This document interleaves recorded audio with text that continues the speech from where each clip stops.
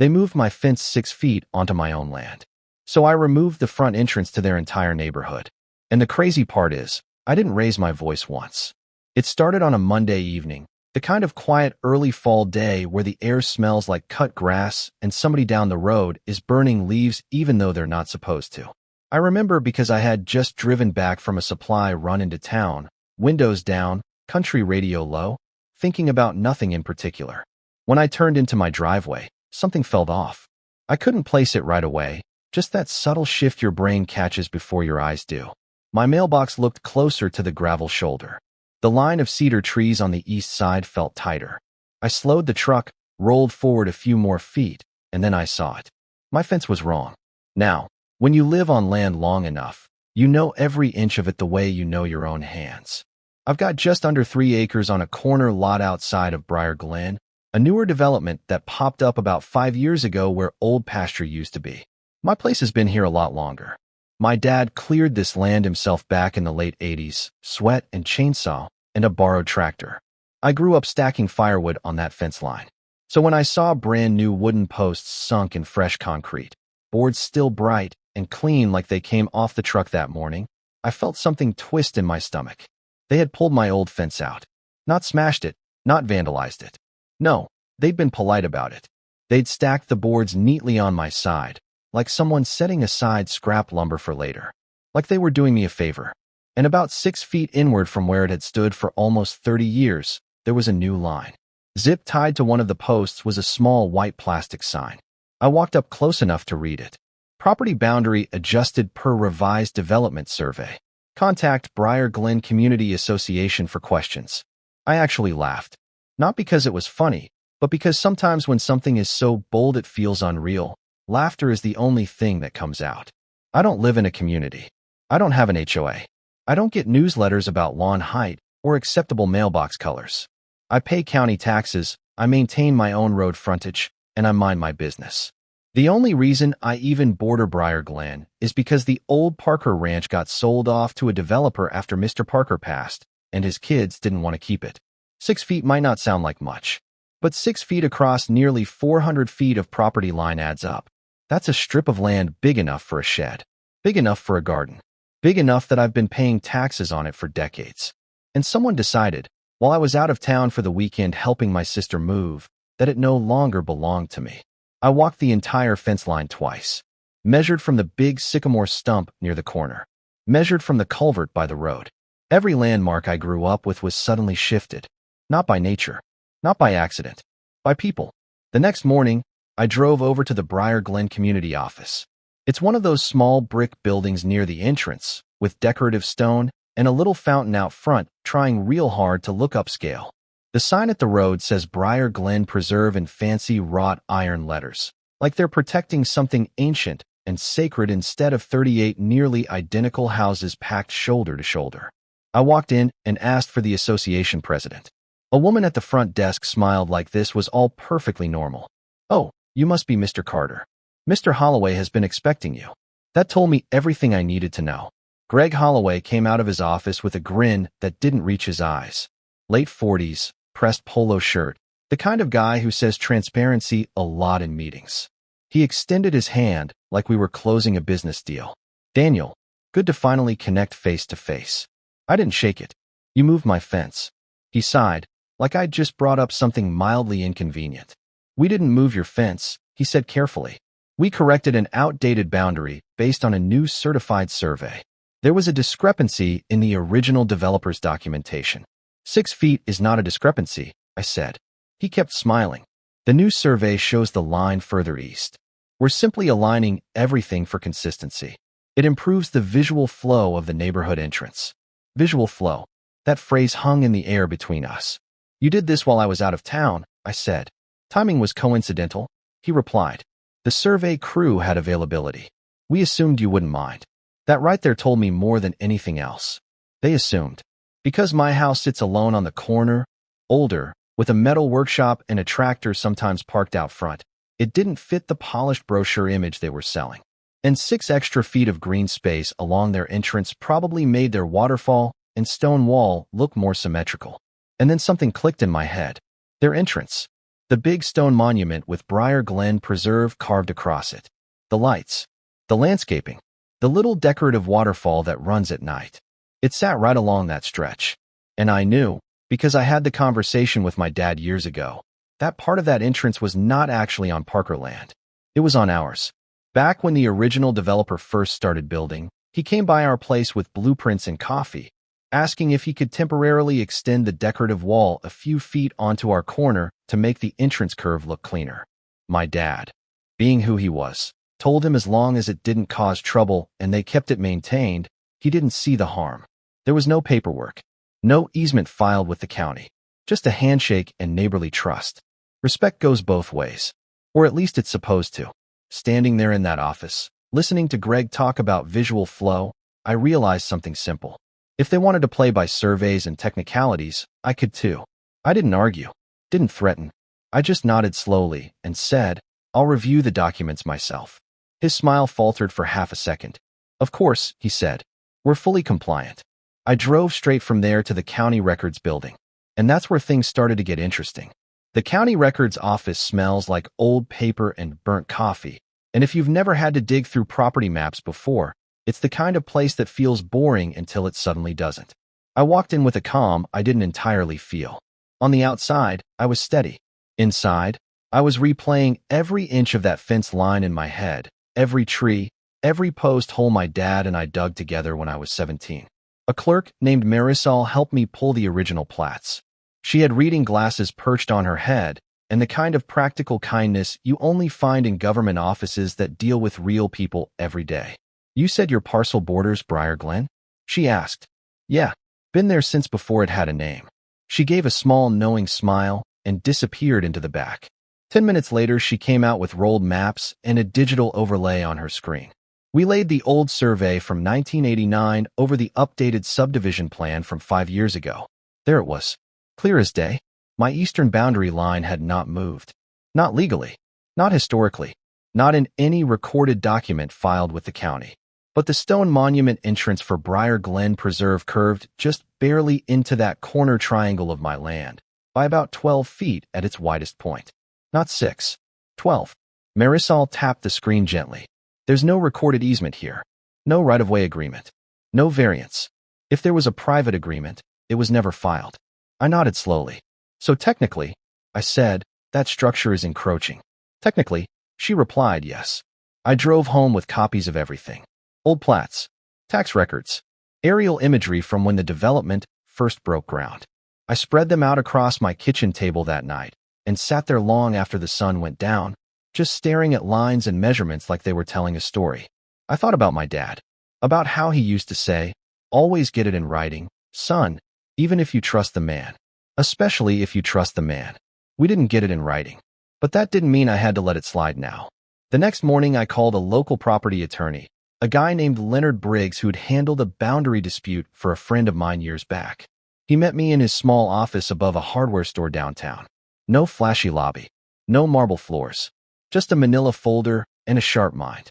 He reviewed everything quietly, flipping pages, comparing measurements. "They moved your fence without a court order?" he asked. "Yes, based solely on a new survey commissioned by them." That's what they said. He leaned back in his chair. "Daniel, they can commission all the surveys they want. Unless there's a mutual agreement or a judge signs off, they don't get to just move a boundary marker that's been recognized for decades. Especially if taxes have been paid on that strip consistently." I felt something settle in my chest. "And the entrance monument?" I asked. He smiled, just slightly. "If there's no easement, it's a removable encroachment. Legally speaking, you could demand it be taken down." "Could I remove it myself?" He paused.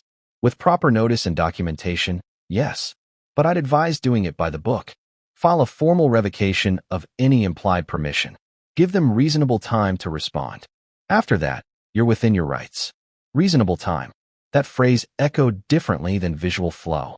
By noon that day, I was back at the county filing a formal notice revoking any informal or verbal permission granted for structures on my parcel. Leonard drafted it clean and simple. No threats, no emotion, just facts. By 3 in the afternoon, it was stamped and recorded. I sent a certified copy to Briar Glen Community Association. Greg called me before dinner. "Daniel, I received something from the county today, he began, voice tight but controlled. Yes, you did. This seems unnecessary. So did moving my fence. There was a pause on the line. The entrance has been there for years, he said. The community relies on it. It's part of our identity. And my land has been mine for over 30 years. I rely on that. You're overreacting. Maybe, I said calmly. Or maybe I'm just aligning things for consistency. Silence. What do you want? He asked finally. Respect, I said. And my fence back where it belongs. We'll need to review this with our board. You've had years to review your boundary lines, Greg. I hung up. Leonard had advised giving them 10 business days to respond formally before taking action. I gave them 5.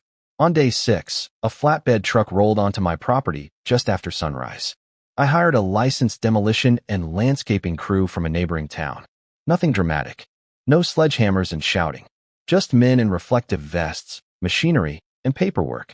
Greg showed up 20 minutes later, red-faced, tie half done like he'd thrown it on in the car. You can't seriously be doing this, he said, stepping out of his SUV. I handed him a copy of the recorded notice and the survey overlay. We are removing structures that sit on my property without a legal easement. This will hurt the entire neighborhood, he snapped. So did moving my fence. The crew began dismantling the stone sign first. Each block lifted carefully by machine, set onto pallets. The decorative lights came next. The landscaping shrubs were dug out and loaded. Finally, they shut off the pump and drained the small waterfall feature that had trickled peacefully for years. It wasn't destruction. It was subtraction. Residents began gathering at a distance. A woman in yoga pants whispered to a neighbor. A man in golf attire took pictures on his phone. I caught fragments of conversation drifting across the open air. Is this legal? I heard there was a dispute. Property values. That word again. Property values. By late afternoon, what had once been an ornate, curved entrance was now a wide, unmarked opening directly off the main road. No gate, no signage, no stone identity marker, just pavement leading straight into tightly packed homes. And the effect was almost immediate. Delivery trucks that used to slow down and confirm the entrance blew right past and looped through the neighborhood. Drivers who would have turned around at a defined gate now mistook it for a through street. Teenagers from the nearby high school discovered it was a perfect shortcut to avoid the traffic light 2 blocks down. Within 48 hours, Briar Glen felt exposed. Greg called again that evening. You've made your point, he said, voice less sharp now. Have I? The board is willing to move your fence back to its original location. No. He hesitated. No. Not without a formal easement agreement for the entrance. Monthly compensation. Written acknowledgement of the original boundary. And reimbursement for the years of excess tax valuation created by your so-called correction. You're extorting us. I laughed softly. Greg, I didn't move anything that wasn't mine. There was a long pause. Let me speak to the board. For the first time since that Monday evening, I felt something close to control. But I'd be lying if I said it didn't weigh on me. That night, I stood on my porch and watched headlights glide through the now open stretch where their monument used to stand. The neighborhood looked different without its stone signature. Less polished, more ordinary. And I wondered, briefly, if my dad would have handled it differently. Then I looked at the empty 6 feet where my fence used to be. And I knew exactly why I did it. By the end of that week, Briar Glen didn't feel like Briar Glen anymore. Without the stone monument and waterfall out front, it looked like what it really was. Just another paved cut off the county road, leading into rows of houses that suddenly didn't feel quite as exclusive. There's something psychological about an entrance sign, about carved stone and soft lighting and a name etched deep enough to cast a shadow. Take that away, and the illusion shifts. And illusions matter when you're selling homes. Thursday morning, I got a knock at my door. Not Greg this time. 3 people stood on my porch.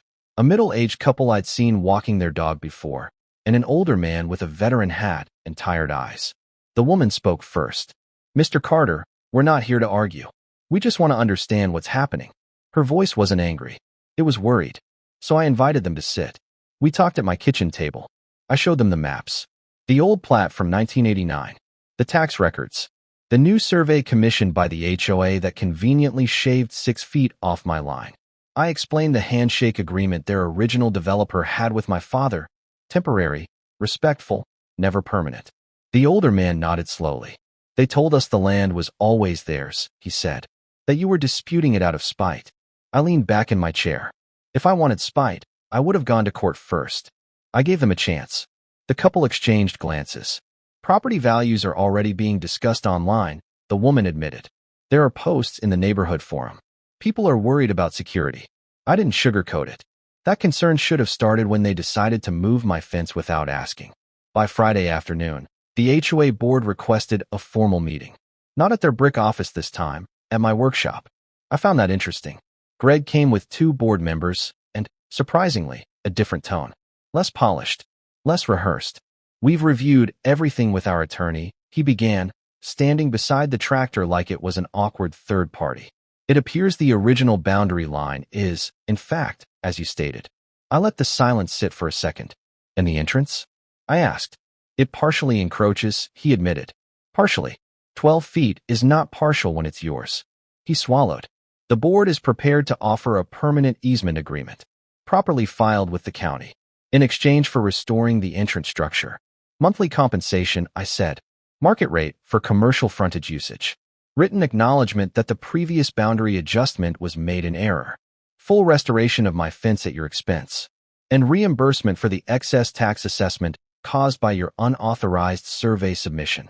One of the board members, a man in his 30s who looked like he hadn't slept much, let out a quiet breath. That's substantial. So was the assumption that you could take my land because it made your entrance look better? Greg held my gaze. There was something different in it now. Not friendliness. Not arrogance either.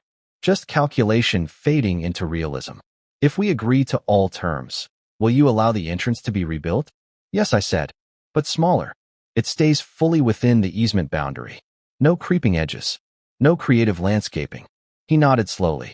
We can draft that. It took another week to finalize everything. Lawyers went back and forth. Numbers were adjusted. Language tightened. But in the end, ink hit paper. The easement was recorded properly this time. They rebuilt the entrance, but it wasn't the same. The new structure sat further back, trimmed down, no dramatic curve cutting into my corner. The waterfall feature was replaced with something simpler. Functional. Less theatrical. And my fence went back exactly where it belonged. New posts.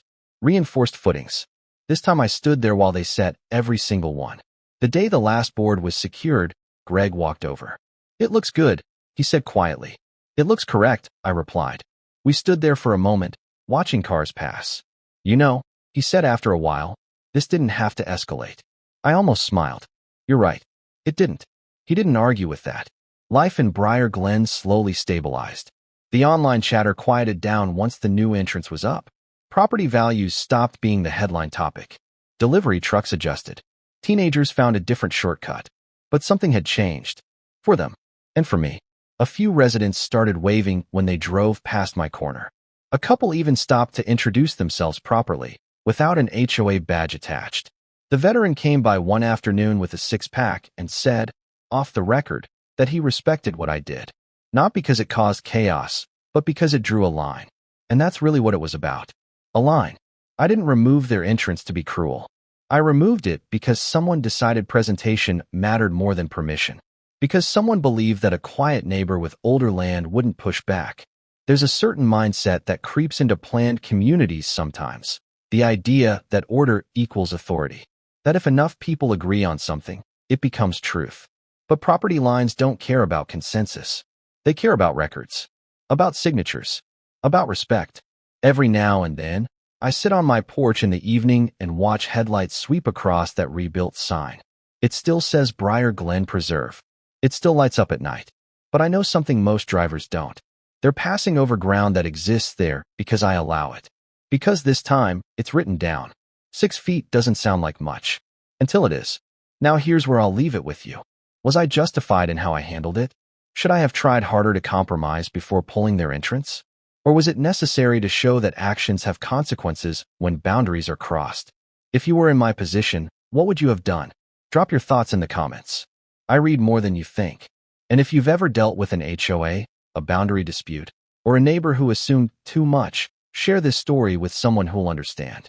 Because sometimes, protecting what's yours isn't about aggression. It's about standing still and refusing to move.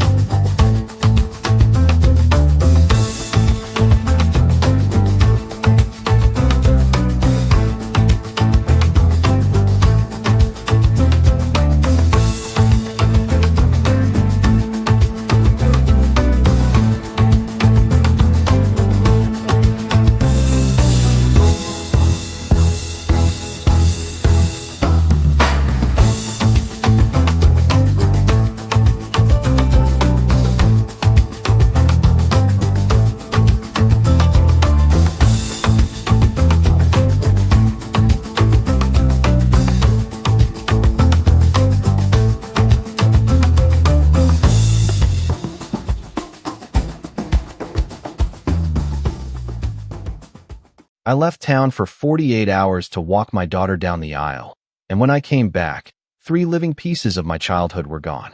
I'm not exaggerating. I turned onto my street, still in the same suit I'd worn to the wedding because I was too tired to change before driving home, and I could already see it from half a block away. The skyline behind my house looked wrong. Too open, too bright, like somebody had shaved the top off a memory. When I pulled into my driveway, the smell hit me first. Fresh cut wood, raw sap, that sweet, almost vanilla scent you get when you split firewood in winter. Except this wasn't winter, and this wasn't firewood. My backyard looked like a logging site. 3 massive white oaks that had stood there longer than anyone on this street had been alive were reduced to stumps and a field of sawdust. The trunks were gone. The canopy was gone. The shade that used to cool the entire backside of my house every summer afternoon was gone. And the only thing louder than the silence was the sound of my neighbor's new waterfall feature pouring into her infinity pool. Her name is Claire Hallbrook. At least it was when she lived next door to me. Claire moved into the neighborhood about 3 years ago. She bought the old Whitman house, a 1920s brick colonial with ivy crawling up the sides, tore it down within 6 months, and replaced it with what she called a contemporary statement. Floor-to-ceiling glass, steel beams, imported limestone, and a rooftop deck with LED strip lighting that glowed like a spaceship landing pad at night. This is a historic district outside Asheville, North Carolina. Most of us have been here for decades. My parents bought my house in the 70s. I grew up climbing those oaks. I carved my initials into one of them when I was 12. I proposed to my wife, Marissa, under the biggest one. We hung a tire swing from the lowest branch for both of our kids. Claire didn't see any of that. She saw shade blocking her view of the valley. The tension started small. Casual comments over the fence. You ever think about trimming those trees, Daniel? They cast a lot of shadow over my yard in the afternoons. I'd smile and say, they've been casting that same shadow since 1894. I think we're all used to it. She'd laugh, but it wasn't the kind of laugh that meant she was joking. About a year after she moved in, construction started on her backyard renovation. The sound of jackhammers replaced birdsong for months. She installed an infinity edge pool that spilled toward the valley, built a stone patio, brought in palm trees that had no business being in western North Carolina, and installed heaters so she could swim in October. Somewhere in the middle of that, she started getting more direct. I had an arborist look at your oaks, she told me one afternoon while I was raking leaves. He says they're stressed, possibly diseased. Honestly, they could be dangerous. Your arborist looked at my trees from your side of the fence, I said, and they've been inspected by the city twice in the last 10 years. They're fine. She tilted her head like I was being naive. Well, if one falls on my property, that's going to be a liability issue. It wasn't about liability. It was about sightlines. From her second-story deck, my trees interrupted her panoramic sunset view. I knew it. She knew it. We both just pretended it was about safety. A few months before my daughter's wedding, she made an offer. What if I cover the cost of professional management? Just lifting the canopy, removing the lower limbs. It would open things up for both of us. Professional management is a nice way of saying butcher job. Those lower limbs were half the reason the trees were so magnificent. I told her no. Politely, firmly, no. These trees are protected under the historic overlay, I said. They're part of the urban forest designation from the 70s. I'm not touching them unless the city tells me to. Her smile went thin. You're being sentimental. You're being impatient, I replied. We didn't speak much after that. So when I walked into my backyard that Sunday evening and saw 3 stumps where my oaks had been, I didn't have to guess. I dropped my garment bag on the porch and walked straight to the fence line. Claire was in her pool, floating on her back with oversized sunglasses and a glass of something clear sweating on the ledge. You cut down my trees, I said. She didn't even sit up all the way. Daniel, you're back. How was the wedding? You cut down my trees. She sighed like I was the one being dramatic. They were structurally compromised. I had a certified tree service assess them. There was risk involved. You were on my property. Emergency mitigation allows action when there's imminent danger, she said, now sitting up. We filed the paperwork Friday morning. I was in Charleston on Friday morning. That's unfortunate timing. I remember gripping the top of the fence so hard my knuckles went white. You had no right. She shrugged. If a diseased oak had fallen on my guests during a pool party, you'd be singing a different tune. They weren't diseased. Her eyes flicked toward the open valley view behind my house. now completely unobstructed. They were in the way. She didn't say that part out loud. She didn't have to. I called the city forestry department first thing Monday. They told me emergency removal permits had been filed. It would take weeks to review. If the trees were deemed hazardous, it could be considered justified. Weeks. In the meantime, my backyard looked like grief. Marissa tried to calm me down. "They're just trees," she said gently one night as we sat at the kitchen table staring out at the empty sky. "They're not just trees," I said. "They're older than this house. They're older than this neighborhood. They're habitat." That word stuck with me. Habitat. My Aunt Eleanor had been a botanist at UNC back in the 70s. She helped push for our hillside to be designated as a protected urban forest corridor because of several native species that nested in mature oak canopies. I remember her bringing grad students over with clipboards when I was a kid, pointing up at branches and whispering about migratory patterns. I hadn't thought about those files in years. That night, I went down into the basement and started digging through old boxes labeled in my aunt's careful handwriting. And somewhere between brittle maps and yellowed field notes, I found something that made my hands start to shake. What I found in that basement wasn't just nostalgia. It was leverage. At first it looked like old academic clutter, survey maps, soil samples logged in pencil, correspondence between my Aunt Eleanor and the State Conservation Office. But then I came across a thick folder labeled Ridgecrest Urban Forest Corridor, Federal Cooperative Agreement 1978. Inside were environmental impact studies, species inventories, and a recorded conservation easement that covered not just public land, but several private parcels along our slope, including mine and Claire's. I sat on the basement floor for over an hour reading through it, the hum of the dehumidifier the only sound in the room. The language was dry, bureaucratic, the kind that usually makes your eyes glaze over. But one section stopped me cold.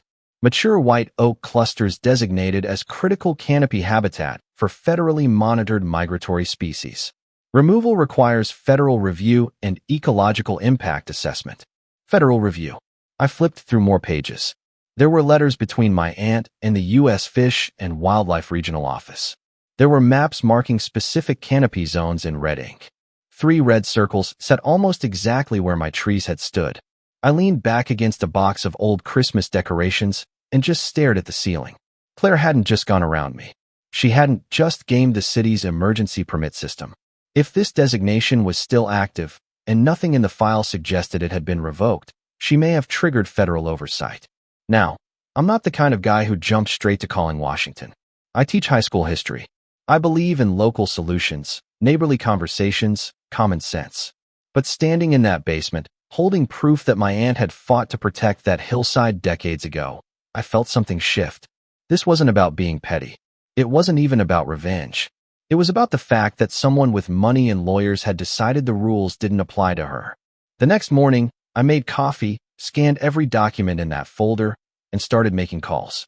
The first call was to the State Conservation Office. I half expected to be brushed off. Instead, the woman on the line went quiet when I gave her the agreement number. "That corridor is still active," she said slowly. "Any canopy removal within designated zones should trigger an automatic review." It didn't, I said. There was a pause. Then she asked for my address. By noon, I'd also filed a formal complaint with the Regional Office of Fish and Wildlife and sent documentation to the EPA Environmental Compliance Division. I included before and after photos. I'd taken dozens over the years, mostly family pictures where the trees just happened to be in the background. Birthday parties, graduation barbecues, the tire swing, proof they were mature and healthy. I didn't tell Claire. I went about my week like nothing had changed, mowing around the stumps, trying not to look at the open sky too long because it still made my chest feel hollow. 3 days later, 2 government vehicles pulled up in front of her house. I was grading papers at the kitchen table when I saw them through the window. Dark green SUV. White pickup with an agency seal on the door. 2 men and a woman stepped out, all wearing field vests and carrying clipboards. Marissa looked at me over her coffee mug. "Is that?" I nodded. Claire came out onto her patio in oversized sunglasses again, but this time she wasn't lounging. She was stiff, confused. I couldn't hear the first part of the conversation, but I saw one of the officials point toward the slope behind both our properties, then down at the raw earth where her pool decking extended almost to the fence line. Within an hour, they were in my yard too, photographing the stumps, measuring diameters, taking soil samples. One of the biologists, a woman maybe in her early 40s with mud on her boots, knelt by the largest stump and ran her hand along the rings. "Do you know how old this one was?" she asked me. "Around 125, I said. She gave a low whistle. This was prime canopy. That phrase again. Prime canopy. Over the next 2 weeks, things escalated quietly but steadily. Claire hired attorneys, plural. I started seeing men in tailored suits walking her property line with tablets in hand. There were heated conversations I couldn't hear but could read in body language. One afternoon she caught me at the mailbox. "What exactly did you file, Daniel?" she asked, her tone controlled but tight. "I filed the truth," I said, "that those trees were part of a federally recognized habitat corridor." Her jaw flexed. "My legal team says that designation is outdated. Your legal team should read page 14 of the cooperative agreement," I replied. "It auto-renews unless formally dissolved." She stared at me for a long moment, like she was recalibrating her entire understanding of who I was. "You're enjoying this, aren't you?" "No," I said honestly. "I'm not. I would have preferred my trees." That landed. For a split second, something almost human flickered across her face. But it hardened just as fast. "This will blow over," she said. "It always does." But it didn't. The preliminary findings came back first. The removal of 3 mature oaks within the designated corridor without federal assessment constituted unauthorized habitat destruction pending full review. Pending full review. Bureaucratic words that carry weight. Then they widen the scope. Because once federal investigators start looking at a property, they don't just look at the obvious violation. They look at everything. Her 2-year backyard renovation came under scrutiny. The pool excavation had cut into native root systems beyond her lot line. Several of the imported landscaping elements were classified as invasive species under state guidelines. The hardscape coverage exceeded permeable surface limits required within the corridor. It wasn't one violation. It was a pattern. I didn't dance in my kitchen. I didn't pop champagne. Mostly I felt stunned at how quickly confidence can curdle into panic. One evening, about a month after the trees were cut, there was a knock at my door. It was Claire. No sunglasses this time. No poolside poise. Just Claire in a plain sweater, hair pulled back tight. "We need to talk," she said. Marissa glanced at me from the living room. I stepped outside and closed the door behind me. "You escalated this beyond reason," Claire began. "Do you have any idea what federal restoration orders look like?" "You escalated it when you stepped onto my property with a chainsaw crew," I said. She exhaled sharply. "I had a hazard assessment. From someone you hired. That's how consultants work, Daniel. Not when they're wrong." She took a step closer. "If they issue a full restoration mandate, I could be forced to remove the pool. Do you understand that?" I looked past her at the water feature spilling over the infinity edge, the valley stretching wide behind it. The view she'd wanted so badly. "I understand that you cut down 3 healthy trees because they blocked your sunset," I said. "And now the sunset might cost you." Her eyes flashed. "You could withdraw your complaint." I shook my head slowly. "It's not mine anymore." And that was the truth. Once federal agencies open a file, it's theirs. She studied me like I was a stranger. Then she said something I hadn't expected. "I worked my entire life to afford this house. I grew up with nothing. You think I'm some villain twirling a mustache, but I just wanted something beautiful." I held that for a moment. Because underneath the arrogance, there it was, motive. It wasn't just about a view. It was about arrival. About proving she belonged in a place that had never quite felt like hers. But belonging isn't the same as owning. Beauty that erases everything before it isn't really beauty, I said quietly. She didn't respond. She just turned and walked back across her stone patio, heels clicking sharp against the surface that might not legally exist much longer. 2 weeks later, the official order came down. And when it did, it was heavier than even I expected. The envelope was thick. Not the kind of letter you get when something minor goes wrong. Not a polite notice or a warning. This one had weight to it, the kind you feel before you even open it. Claire's copy arrived by certified mail on a Tuesday morning. Mine came too, as the reporting party and adjacent landowner. I didn't open hers, obviously, but I watched from my kitchen window as she stood at the edge of her driveway, tore it open, and started reading. She didn't move for a long time. Later that afternoon, a second wave of officials showed up, this time with survey equipment and bright orange flags. They marked the perimeter of what the order called Required Ecological Restoration Zone. It covered nearly her entire backyard. The pool, the patio, half the exotic landscaping, even a section of reinforced retaining wall. The final determination was blunt: unauthorized destruction of protected canopy habitat within an active federal corridor. Secondary ecosystem damage due to non-compliant excavation and impermeable hardscape expansion. Mandated full restoration to pre-development ecological baseline. In plain English, the pool had to go. So did most of the backyard she'd spent 2 years building.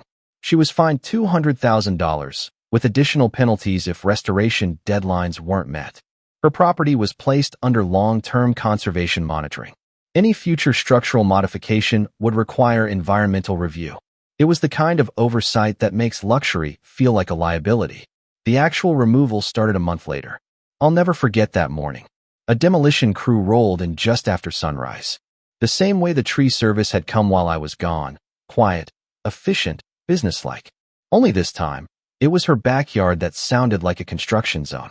Concrete saw screamed. Jackhammers cracked stone. The infinity edge that once spilled so gracefully toward the valley was cut open and drained. Water rushed out in a muddy torrent, carrying bits of debris and leaves down toward the lower slope. I stood at my fence line, not gloating, not smiling, just watching. Claire came outside once, arms folded tight across her chest. Our eyes met for a second. There was no fire in hers this time, just something tired, maybe stunned, maybe humbled. It's hard to tell the difference from a distance. Over the next several weeks, her backyard transformed again, not into a resort, but into raw earth. The patio was ripped up. The imported palms were hauled away. The heaters, the lighting, the sleek furniture, gone. In their place came soil specialists and native plant ecologists. They brought in saplings, white oaks, red maples, dogwoods. They installed erosion control blankets and drip irrigation systems designed not for aesthetics, but for survival. One afternoon, the same biologist who'd examined my stump knocked on my door. "We secured grant funds to support replanting on your side as well," she said. "Replacement canopy species, heritage grade. It won't bring back what you lost, but it will re-establish the corridor." I nodded, not trusting my voice for a second. "Thank you." Within months, my yard had young trees staked carefully in place, protected by mesh guards against deer. It would take decades for them to reach the height of the old oaks, maybe longer than I have left. But it was something. A future, at least. And here's the part nobody tells you about winning. It doesn't feel like fireworks. It feels quiet. There were nights I'd sit on the back steps, looking at the open sky where the canopy used to be, listening to the reduced echo of sound without those thick leaves to soften it. Even with Claire's pool gone, even with the fines and the oversight and the legal vindication, I still missed my trees. Justice doesn't rewind time. About 6 months after the restoration order, a for sale sign appeared in Claire's front yard. The listing didn't mention the federal monitoring. It talked about modern design and breathtaking views and custom finishes. But buyers do their homework, especially at that price point. Word travels fast in real estate circles. The house sat on the market for months.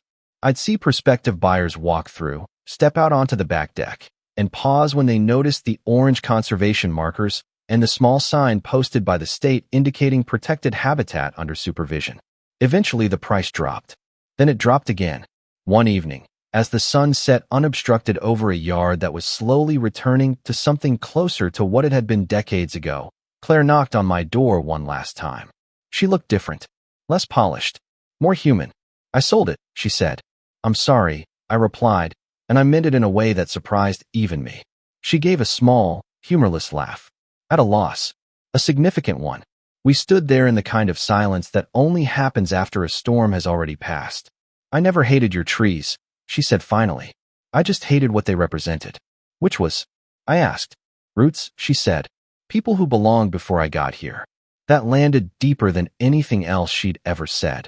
This neighborhood can feel insular, generational, sometimes resistant to change. Claire hadn't just wanted a better view. She'd wanted proof she could reshape the landscape to match her story. The problem was, the land had its own story.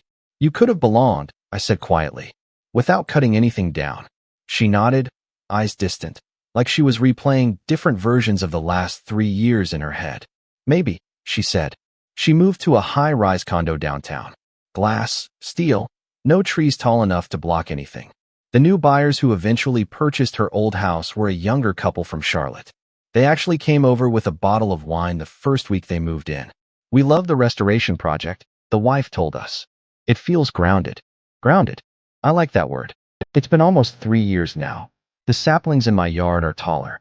Birds have started nesting again, tentative at first, then more confidently this past spring. The shade isn't what it used to be, but it's coming back, slowly. Sometimes I still run my hand over the old stumps that were left low to the ground. The rings are visible if you look close. You can count droughts in good years, silent history written in wood. People ask me if it was worth it. The stress, the tension, the legal back and forth. I usually say yes.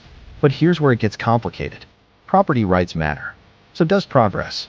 Neighborhoods change. New people bring new energy, new ideas. Not every old thing needs to stay untouched forever. At the same time, not everything is disposable just because it's inconvenient. Claire wasn't a cartoon villain. She was ambitious. She was proud. She wanted to build something beautiful that proved she'd made it. I understand that instinct more than I'd like to admit. But beauty that requires erasing someone else's foundation, or a century of living roots, carries a cost. In her case, that cost was financial, reputational, tangible. In mine, it was emotional. 3 trees that shaded my childhood are gone. No federal order can bring those exact branches back. What this whole thing taught me is that community isn't just shared fences and polite waves at the mailbox. It's shared responsibility, shared restraint. Sometimes the most powerful thing you can build is a boundary you choose not to cross. So I'm curious what you think. If you were in my position, would you have filed those complaints? Or would you have let it go to keep the peace? And if you were in hers, ambitious, self-made, finally able to afford the dream, would you have seen the trees as history or as obstacles? Drop your thoughts in the comments. I read more of them than you'd expect. Because at the end of the day, this wasn't just about oaks or pools or permits. It was about who gets to shape a place and who has to live with what's left behind. If this story made you think a little differently about your own neighborhood, hit like, subscribe, and share it with someone who's ever had a property line dispute that went a little too far. I'll see you in the next one.